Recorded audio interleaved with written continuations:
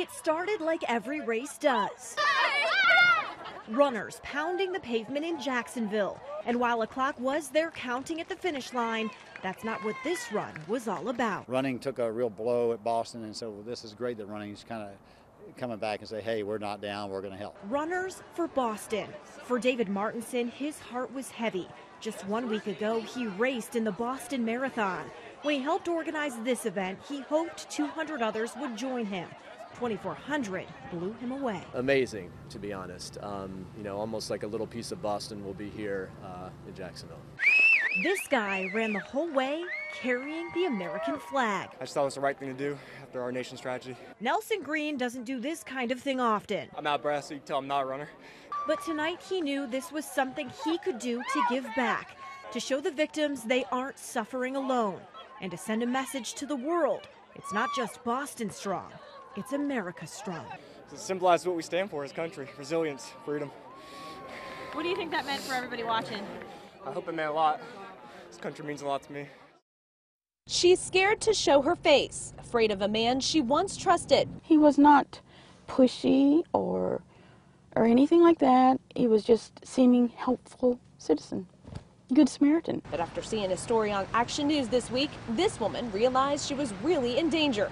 The man who scammed another woman on Sunday seems to have struck again on Tuesday. How many people use the exact same words for the exact same thing? Ma'am, there are sparks coming from your tire around your brakes. Did you know that? After checking the brakes, he offered to help her replace a part the next day. So you actually gave him contact information? Yes, my name and my cell phone number. She tipped him $20, gave him a ride, and waited for him to call. She never heard from him, but did see our story. And that's when she called police. How many people did you talk to? At least 4. She says she told the same story each time. She too might be a victim and offered the tools that he used. Nobody's touched him but him, and maybe they would like for fingerprints, but yeah, I told the same thing everywhere. And the general response each time was?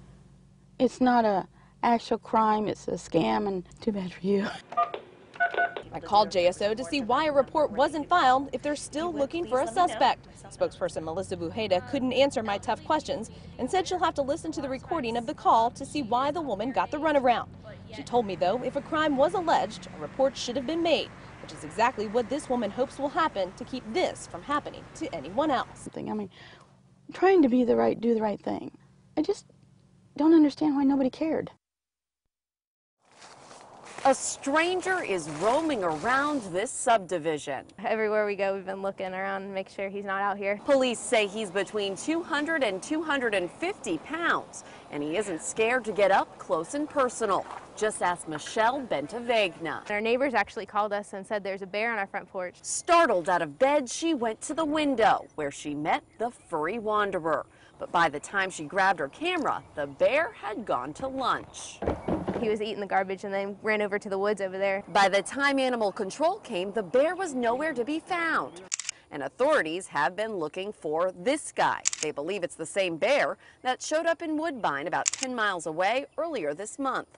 They think the wildfires may have driven him from his home. You can see all the smoke out here today, and that'd be enough to get me running. A trap has been set up in Michelle's backyard, and until the bear, which she now calls Henry, is caught, don't expect this neighborhood to do much hibernating. We make loud noises when we come outside to make sure we don't startle them.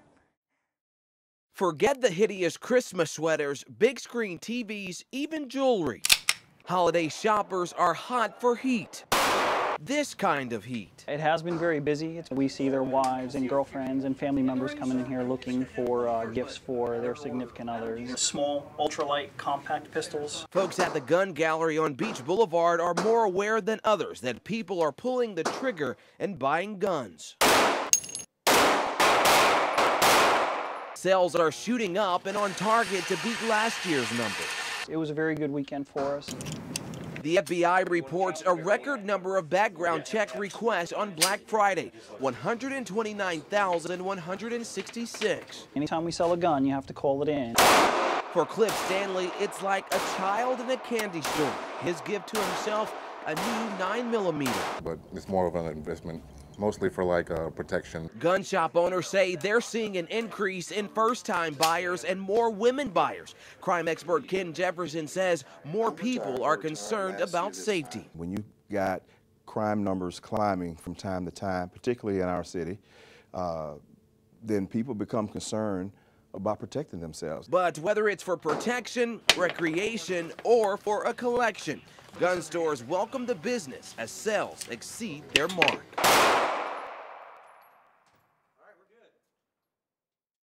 Baby, it's your boy J-Dash. From an office in Ponte Vedra, J-Dash speaks to millions of his fans. I need you to be there. It's the same place where earlier this week he opened up a USA Today. Very handsome guy right here. And saw himself. I'm a WAP star. But it wasn't until recently that the self-taught musician's career took a whopping turn, thanks to a dance video filmed in Atlantic Beach.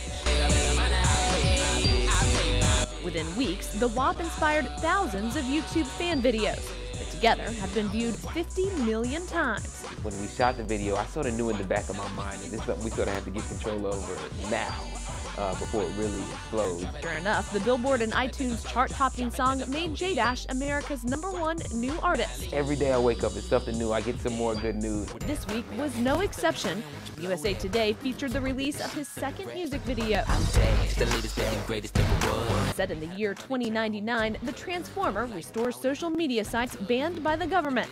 Sites he says he uses nearly 16 hours a day. Man, I'm gonna microwave my leg off one of these days.